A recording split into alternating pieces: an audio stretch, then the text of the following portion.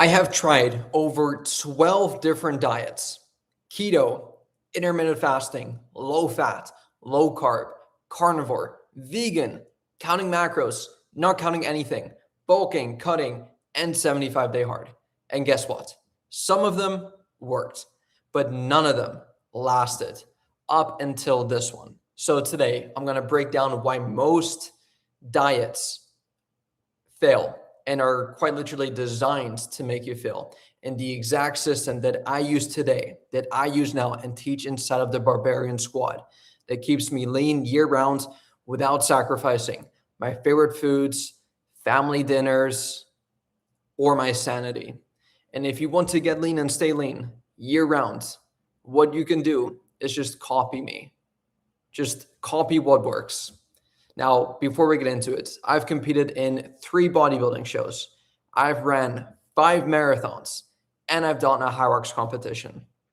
I stay lean year-round while building muscle, and I coach career-driven men, ex-athletes who've lost 30 to 50 pounds, all without crash dieting.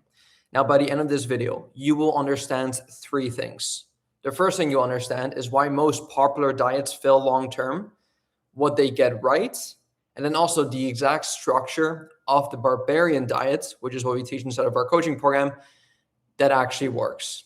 So here's the plan. I'll break down the most popular diets and their pros and cons. Then I'll explain why they fail. And then I'll show you the system that fixes all of it. So let's get started with the different types of diets that are out there. And you've probably heard of these before. You've probably tried some of these before. Yet you are watching this video because you likely failed them, either because you did not enjoy them, you caused you to burn out. I'm going to explain why you probably failed. So let's get into it. Starting with the first diet is the keto diet. Most of you have probably heard of this before. Joe Rogan made it popular, and all these other weird people you may see on Instagram who are eating their beef on cutting boards, those types of people, they follow the keto diet. Now, here are a couple pros of the keto diet. They definitely do promote rapid initial weight loss, because you have to keep in mind when you are excluding an entire food group from your diet, specifically carbs, which do make you hold on to a bit more water weight. If you completely eliminate in the first couple of days, you will notice a big drop in weight.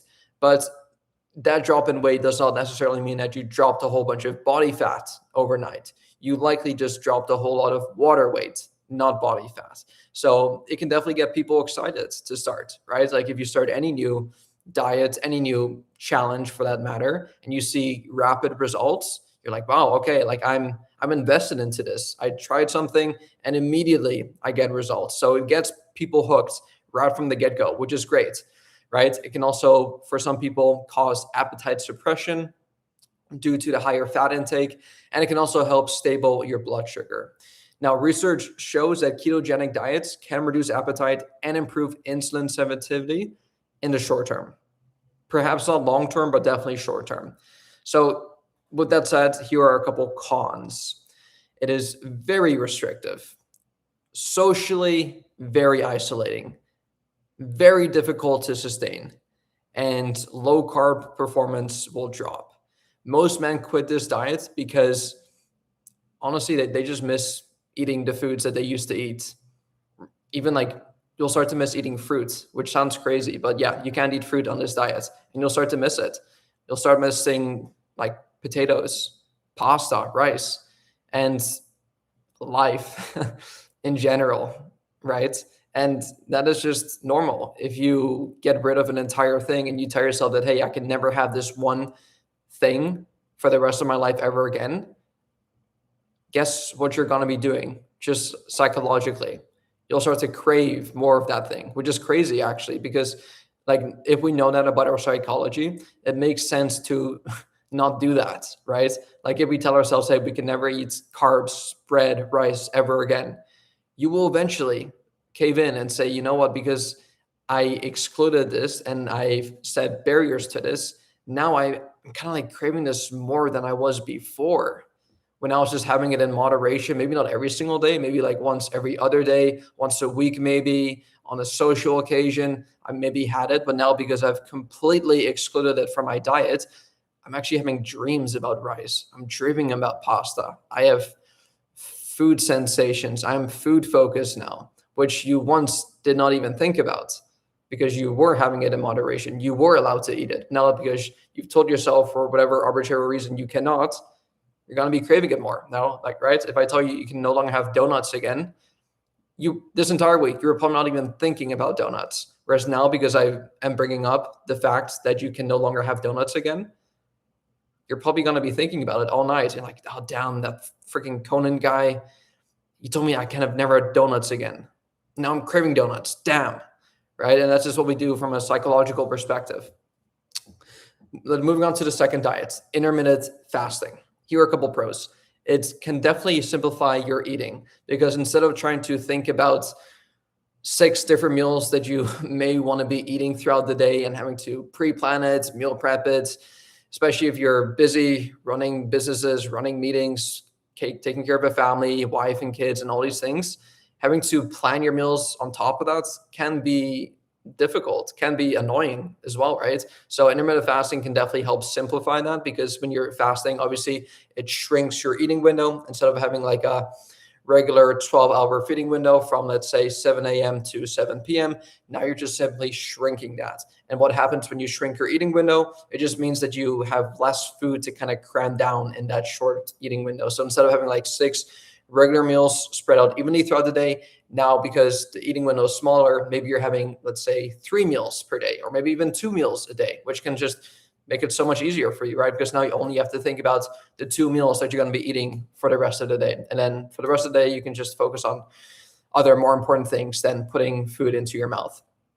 It can also reduce calorie intake naturally because naturally speaking, the less time you have to eat, the less chances of you overeating. Although I do see people take the extreme where they're big eaters, including myself, and it doesn't matter how small my eating window is. Like if you tell me, Conan, you got to eat 5,000 calories, I will eat 5,000 calories. Like I can do it. Not saying that I will do it, but it doesn't matter if my feeding window is big or small or medium. Like I can still cram down calories if I had to, right? So this can kind of backfire for some people because especially if you kind of like starve yourself for a certain period of the day and then you open up the floodgates and allow yourself to eat calories now again. Now you're like, oh my goodness, this is so good. And then you just end up stuffing yourself with foods, eating probably too much than you should because you restricted yourself for so long. And then now you're kind of like eating way too many calories. So you do have to be careful with that.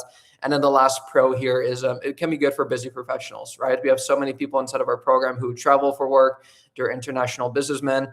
And yeah, if they're on flights, if they're on trains, if they're Ubering everywhere, like they can't be carrying 6 meals around with them all day, right? So intermittent fasting can definitely be beneficial for those busy people as well. And now studies have also shown that intermittent fasting works primarily and only because it reduces total calories. You may hear people claim that it does something to your autophagy, that it helps boost cognitive performance, and that could very well be the case for you. But yeah, the biggest reason why most people should be doing it is to reduce your total calorie intake. That is the main reason, or that's the main benefits that most people gain from it. Now, a couple cons are it doesn't control what you eat. So like a lot of people say that they're intermittent fasting, and then as soon as they are allowed to eat within their eating window, they just eat whatever. And if that is the case for you, like you're honestly just like not really getting any benefit from it. Because once again, the main benefit you get from intermittent fasting is by putting you in a calorie deficit.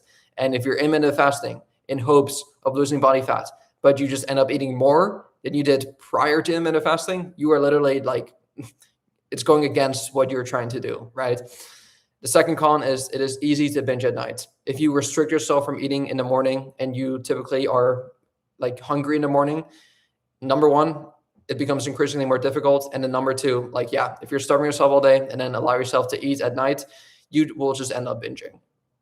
And I see this so often where people restrict themselves and then binge at night. And then they restrict themselves and then binge at night.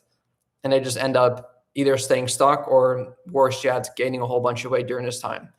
And it also doesn't teach portion control. It actually teaches the opposite for most people because, I mean, I sometimes intermittent fast, but then every single time I do it, and I haven't lately because I just need to eat so many calories now with all the running I'm doing for my marathon, with my high rocks prep, and the lifting I do on top of that too. Like I need to get a lot of calories in. And just from a practical perspective, if I were to cram down all of my calories in a like smaller time window, it just means that my meals have to be a lot larger, right? Whereas if your goal is weight loss, let me finish my point actually. And now because I need to eat these larger meals, it just makes it more difficult for me to like get all the calories in.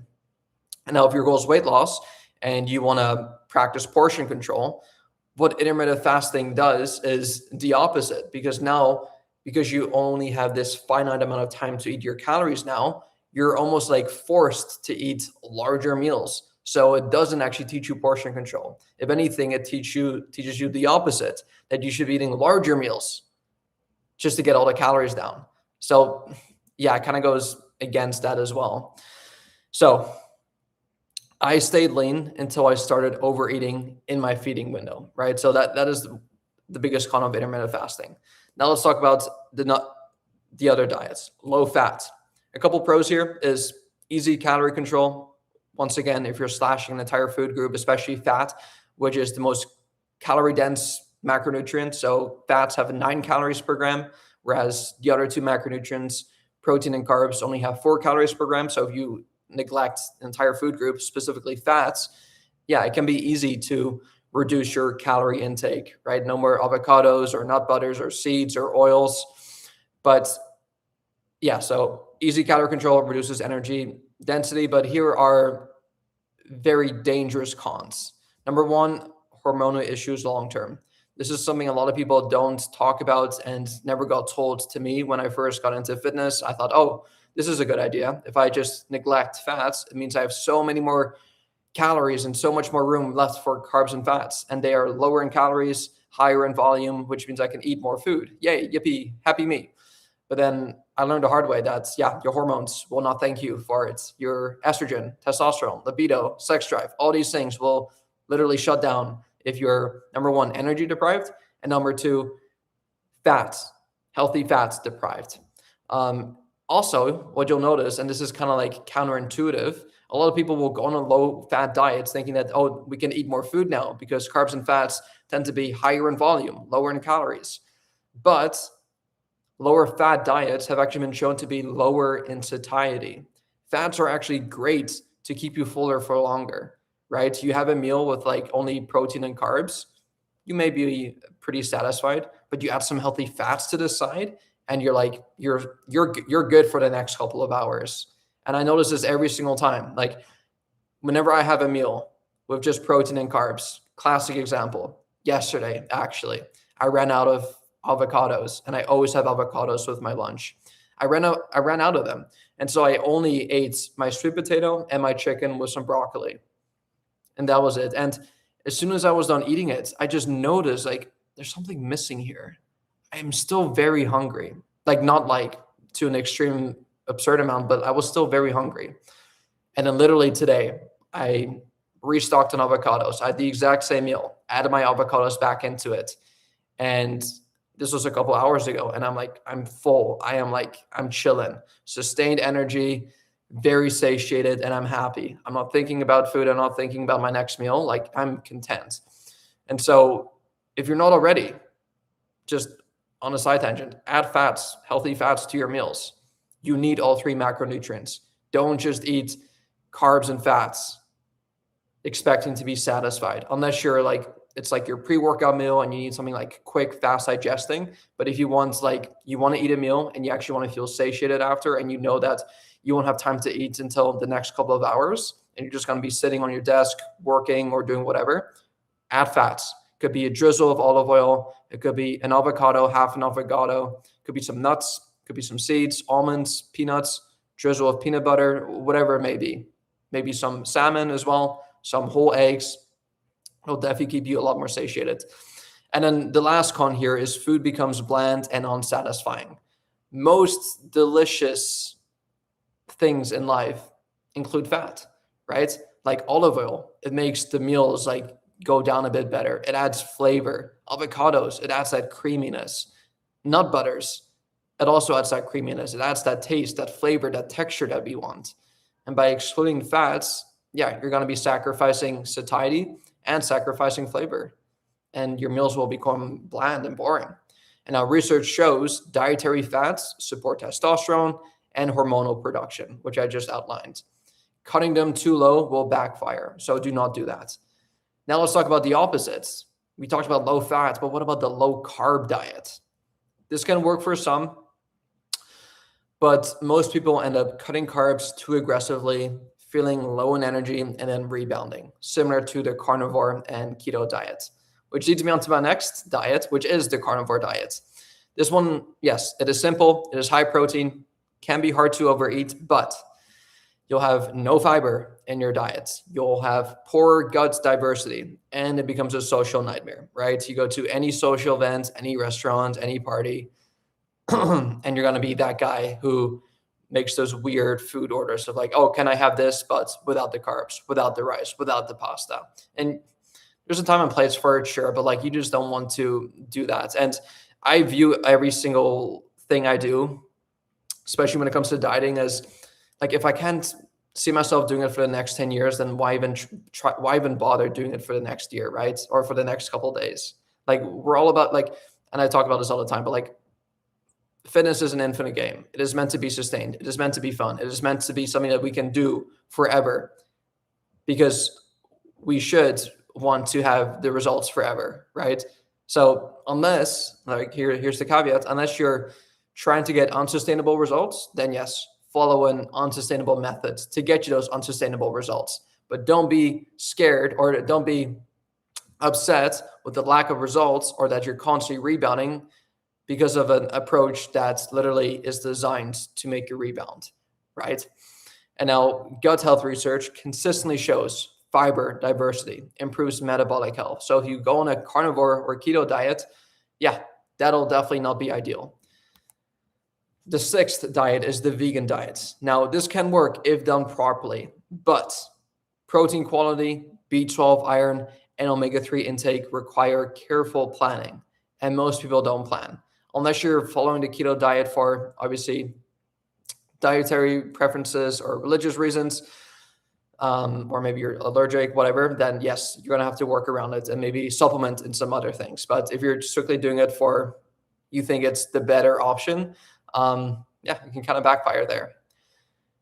Diet number 7 is counting macros. This one works extremely well, very, very well. But it can, for some people, be mentally exhausting long-term. Constantly have to grab your phone, open up the MyFitnessPal app, calculate everything, do everything, right?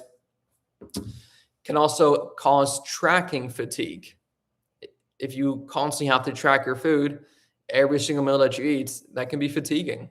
And lastly, there's some social friction, right? Same thing when you go to a restaurant. Yeah, they're not going to be tracking your food on a digital food scale in the back of the kitchen, right? And it can be difficult when you go to restaurants to keep track of every single grain, every single calorie to the gram. So yeah, that can be a bit difficult on those social outings. And yeah, unfortunately, because of all those reasons, most people just end up burning out from it. And now the last thing here is the bulking and cutting cycles. I made a video about this a couple days ago, but I stand firmly behind this. You stuff yourself, then starve yourself, and then repeat the process. You create inconsistent habits. You yo-yo your metabolism up and down. You're never satisfied, and long-term adherence beats aggressive cycles every single time. The people who I see most successful on their fitness journeys are the ones who are just eating healthy year-round, 80% of the time. They exercise year-round. They just live this healthy lifestyle year-round. They have amazing habits year-round, and they don't stuff themselves with foods, and they don't starve themselves either, and they're just constantly happy and energetic.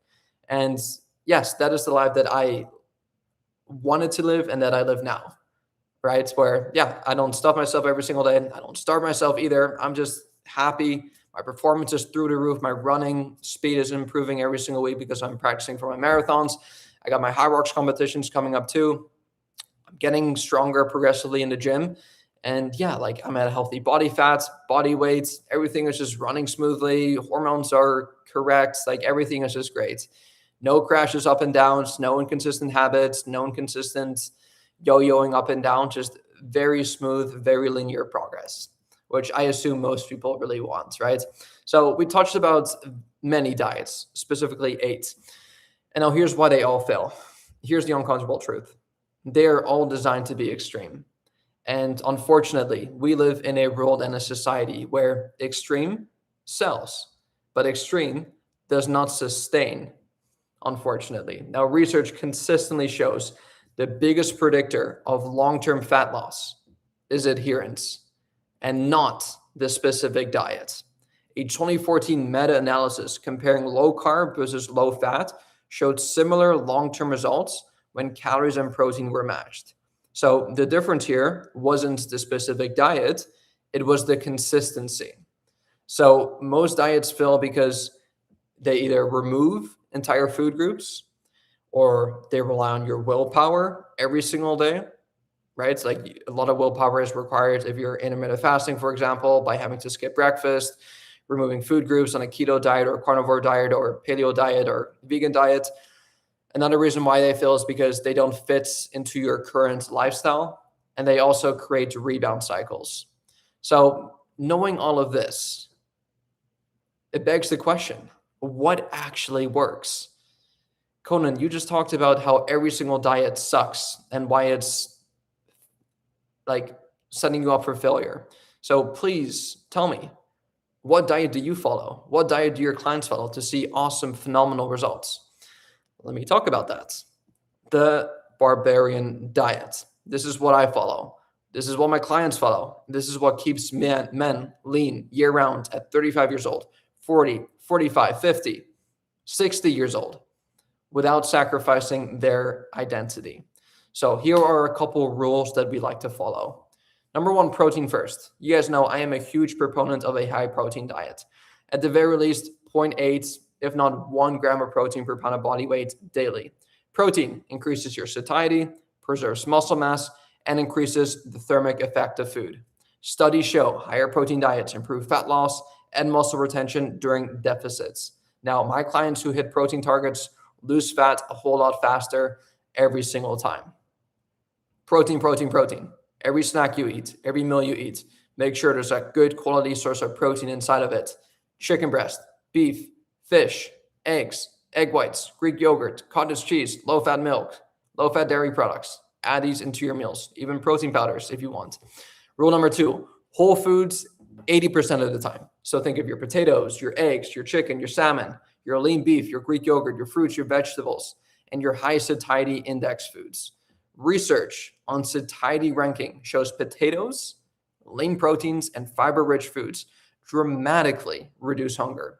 And if you were to just incorporate these types of foods into your diet, it makes a calorie deficit effortless. It makes it so easy. So easy. And I see so many people on social media, like with their different diets and stuff. And I'm almost like wondering, it's like, with your current diet, are you trying to make fat loss harder? Are you trying to make putting yourself in a deficit harder? Because I see you're eating all these like hyper palatable processed foods. You're eating, like, for example, like they eat a lot of rice, and I have nothing against rice, but it's like rice doesn't really give you much nutritional value apart from a very quick digesting carb. And now, I said this earlier, there's a time and place when you maybe should be eating these types of foods. If it's closer to your workout and you want something quick digesting and you don't want something to bloat you right away, then yes, eating that before a training session, before a workout, before a run can be beneficial to give you some quick energy. But for the other meals throughout the day, you should not be randomly eating rice. Like, swap your rice for potatoes. If right now you're eating rice all the time, I guarantee you, making that simple swap to potatoes and you have trouble sticking to your calorie deficit because you're always hungry, make that swap. Swap your rice for potatoes. Do it right now. They're a lot more filling, a lot more satiating, and your body will thank you. You will definitely thank me later. Add some lean proteins, a bit of healthy fats to the side, your veggies to add more fiber, and yeah, you'll be full while being in your calorie deficit for hours. And if you have a couple of those meals per day, yeah, like fat loss will become so easy for you. So easy. Which leads me on to rule number 3, fiber and volume. Vegetables every single day. Fruits every single day. And by doing these things, I used to hate fruits and vegetables, by the way. Now, like, I look forward to eating them every day. I look forward to my broccoli, carrots, cauliflower blend that I have to my meals, green beans, asparagus, spinach, honestly, any vegetable. Like, I'm obsessed. Fruits as well, apples, any berries, cherries, frozen fruit. I grab a big pack, add it to my oatmeal. It defrosts on top of like hot oatmeal. It's delicious. Add some protein powder on the top. Like, it is so good. And by incorporating fruits and veggies every single day, your gut health will improve, your cravings will actually drop, your blood sugar stabilizes, and your taste buds. Here's the biggest thing. A lot of people are scared of, because they think like, oh, like, how can I ever eat like Cohnan? He only eats fruits and vegetables all the time. Like, I hate them. But here's the thing. Your taste buds will adapt and will adjust over time, right? It's like, if you just go through the next 2 to 4 weeks of only eating these types of foods, specifically fruits and veggies, and add them to every single meal, like, your body will start to crave those foods more often and actually get rid of the sugary cravings, because we crave the food we eat the most. And so if you're constantly eating healthy food, you're going to be craving more healthy food. Whereas if you're constantly eating junk food, yes, you're going to be craving more junk food. It's a vicious cycle. It can either go for you or it could go against you. So pick your foods wisely. And then lastly, hyperpalatable junk stops controlling you as well if you incorporate fiber and volume into your meals. Moving on to rule number 4, controlled flexibility. I know what I've outlined so far is pretty rigid, right? Focus on lean proteins, fruits and veggies, and high fiber meals. Now you're probably wondering, well, Conan, like, where is the enjoyment? Where do I get to stuff myself with pizza? Now, I'm not saying that you should stuff yourself with pizza, but if you wanted to, there is some controlled flexibility. Friday, dinner out. Saturday, dessert with the family. If you go on vacation, enjoy it. But here's the thing. You return to structure immediately. So many people have one off meal, one cheat meal, one meal that's like higher in calories. And they'll tell themselves that, okay, I cheated, I messed up, I did whatever. I feel a bit down, a bit low in motivation, I feel bloated, I feel stuffed. Next meal, because I already blew my diets, let me just have another bad meal. I already had a cheat meal, let me go for a cheat dessert. Or I had a cheat day, let me just turn this into a cheat weekend. And then you tell yourselves, oh, I had a cheat weekend, let me just turn this into a cheat week. And a cheat week turns into a cheat month. And before you know it, you've lost all momentum, you lost all control, and you're back to your old habits again, and you've gained all the way back again. But here's where we stop you. Here's where we hold you accountable inside of our program. Have that meal, have that cheat meal, have that high calorie meal, whatever. But your next meal, back on track, back to eating healthy again, back to the Barbarian diet. Same thing with the workout. You missed a workout, I don't care. Doesn't matter. But the next day, don't miss twice. Don't miss 2 days in a row. Miss once, it's okay. We're humans. But don't turn that into a habit. Don't miss 2 days in a row. Don't have 2 cheat meals in a row. Don't miss 2 workouts. Don't have 2 bad nights of sleep. Just don't miss 2 days in a row. Cut yourself at the first one. And this is what makes it sustainable. It is not perfect by all means, but it does give you some structured freedom, right? Now, one of our clients came in 42 pounds overweight. He tried different diets, tried the keto 3 times, even did the 75-day hard challenge twice. He definitely lost weight, but then regained it back again. Now, when we switched him to 200 grams of protein, we increased his protein to 1 gram of protein per pound of body weight. We based his diet around whole foods. We had 2 flexible meals per day, so not completely rigid, a bit more flexibility. We increased his steps from 4,000 up to 8 to 10,000 a day, and we did just 3 strength training workouts. Guess what happened? In 7 months, he lost 38 pounds, and he's kept it off for over a year now because nothing extreme changed. He just built sustainable habits. And now, from my own personal experience, as you guys know, if you follow me on social media, you see me with my shirt off. A lot more than I probably should be, but I stay lean year round. And you have probably seen my diet as well. I post it every single day on my Instagram and Snapchat. I don't cut aggressively. I don't bulk aggressively. I eat similar meals at similar times daily to reduce my decision fatigue. I still enjoy my social meals. You guys know I love eating sushi. I love eating pizza, and I train very hard. I go on my runs. I do my weightlifting sessions. I go on my walks, and I stay within, 5 to 8 pounds of my leanest physique year round. Like as we speak right now, I'm like 5 pounds off stage weights from back in November, and it's February, and I'm able to maintain this. High energy, high libido, high sex drive, high everything, high food, high activity, high like everything is amazing, right? And I've said this once and I'll say it again. Fitness, it is an infinite game. You don't need a 12-week extreme plan. You need a system you can follow at 45 years old. Now, here's why the Barbarian diet works. It combines high protein for muscle retention, high fiber for satiety, moderate fat intake for your hormones, moderate carb intake for your performance, and built-in flexibility. You are literally getting the best of all worlds. You're getting the best of all diets combined. We're not excluding food groups. We're not doing anything extreme. Just a diet that you enjoy, that you can sustain, that doesn't require willpower or discipline or tracking every single thing or living inside of this box where you have to eat 6 meals a day, chicken, broccoli, and rice. None of that crap. None of it. And this is why it works. It works because it is boring enough to sustain, flexible enough to enjoy, and structured enough to see progress.